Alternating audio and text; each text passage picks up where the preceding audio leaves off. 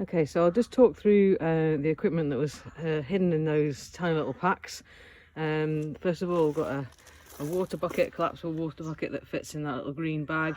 Obviously some people like to water their horses before and after being in the corral. I like to leave some stuff overnight, so that is included in the weight and the size that I've illustrated. We've then got the spool of electric tape, which is a flat spool that wraps around rather than being a round one, and it just makes it easier to get into the saddle bag. Depending on whether I've got one horse or two, I might take two of those to make a bigger corral. And then I've got 4 guy lines just made out of paracord, and then these are the tops for the fishing bank sticks, and that's what the tape runs through. They clip together magnetically, but they're insulated on the inside, so if you do decide to put electrics on it, you know, you'd be able to run those through, no bother. And then I've got 8 pegs. Probably being a little bit minimalist here, you would want to take a few spares in case you lose them in long grass. And then we've got the fishing bank sticks, which are telescopic, just at a turn of a button, to make the poles for the corral shorter or longer depending on what you need. And then I've just created this system of padding the sharp ends of the bank sticks and the top ends so that it fits more comfortably in the bag for the horse. Okay, I'm going to start setting it up and show you that as well. So this won't be to actual size because I'm limited by the size of my lawn, but what I've done first of all is paste out the sticks, the bank sticks, put them in the ground. Hopefully you can see that in this video, and try to keep as straight lines as I can. Normally I paste out about 6 paces between each pole, but I've only done 3 or 4 here because I haven't got the space.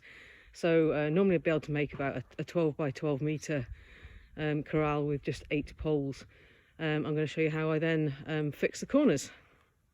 The horses are becoming very interested in what I'm doing. I think they're going to get onto new grass. So here's the corners.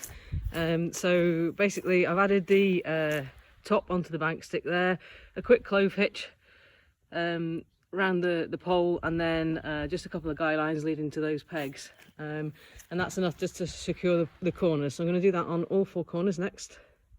Okay, so I have guyed out all the 4 corners and put the tops on all the bank sticks. Now, I am very practiced at this, but that has only taken me literally 5 minutes to do.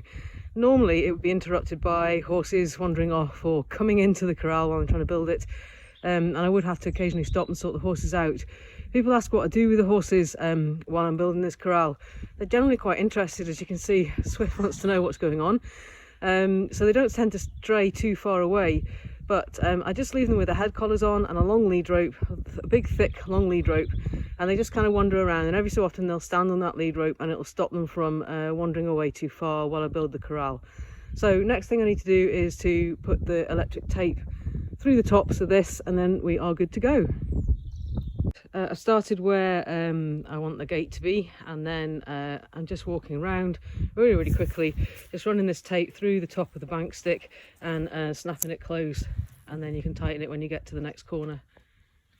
Literally what I've done at the corners is bubble wrap around to just get a little bit more tension in the wire. So that's the electric tape run through the corral there. In all, that has taken me less than 10 minutes. I am very practiced at it, and it might take a little bit longer to start with, but yeah, you can easily achieve it if you practice a bit in doing that in about 10 minutes. Of course, horses allowing, they may get themselves into trouble, you may be interrupted. As you can see, the horses can't wait to get in it.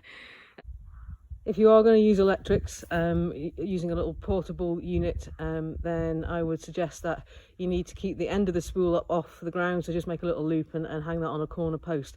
Otherwise it won't be insulated and you'll lose all your electrics into the ground.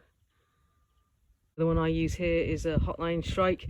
It just takes a couple of double D batteries. Obviously that just clips on with a red clip onto the wire, and then you need to run an earth down to one of the pegs. So I tend to put this on a corner pole because you've already got the peg in place, and that's it. Electrics are on, good to go.